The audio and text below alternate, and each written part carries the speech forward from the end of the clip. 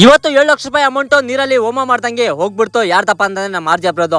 ನೋಡಕ್ಕೆ ತೋಟ ಈ ತರ ಇರ್ಬೋದು, ಆದ್ರೆ 7 ಲಕ್ಷ ರೂಪಾಯಿ ಖರ್ಚು ಕೊಡೋನು ಮಾಡವ್ರೆ.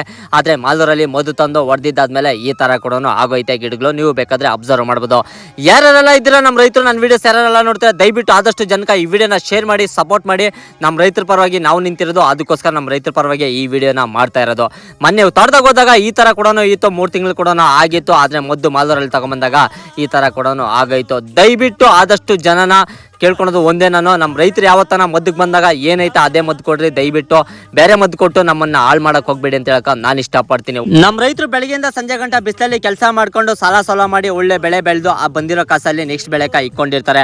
ಆದ್ರೆ ಇದು ಕನ್ಸೆ ಮಾಡ್ಬಿಡ್ತಾರೆ. ಯಾರಂದ್ರೆ ಮದ್ದಂಗಡಿಯವರು.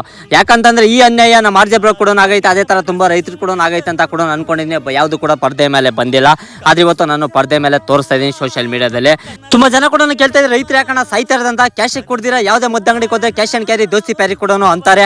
ಅದೇ ತರ ಏನ್ ಮಾಡ್ತಾರೆ, ತೇಮ ಕೊಡೋನು ಆಡ್ಸ್ಬಿಡ್ತಾರೆ ಮದ್ದಂಗಡಿಯವರು. ಎಲ್ಲ ಅಂಗಡಿ ಬಗ್ಗೆ ನಾನು ಮಾತಾಡಲ್ಲ, ಒಬ್ಬ ಅಂಗಡಿ ಬಗ್ಗೆ ನಾವು ಇವತ್ತು ಮಾತಾಡ್ತಾ ಇರೋದು. ಯಾಕಂದ್ರೆ ಒಬ್ಬ ಅಂಗಡಿಯಿಂದ ನಮ್ಗೆ ಇವತ್ತು ನಷ್ಟ ಆಗಿರೋದು, ಅದಕ್ಕೋಸ್ಕರ ಈ ಮಾತು ಹೇಳ್ತಾ ಇರೋದು. ಬಂಗಾರ ಅಂತ ಬೆಳೆ ಬೆಳೆದು ಕೈಗೆ ಬಂದಿತ್ತು, ಬೈಕ್ ಬಂದಿಲ್ಲ ಅಂದ್ರೆ ಎಂತ ರೈತರು ಕೂಡ ಬೇಜಾರಾಗ್ತೈತೆ. ನಮ್ಮ ರೈತರಿಗೂ ಎಲ್ಲೂ ಕೂಡ ನ್ಯಾಯ ಸಿಗ್ತಾ ಇಲ್ಲ.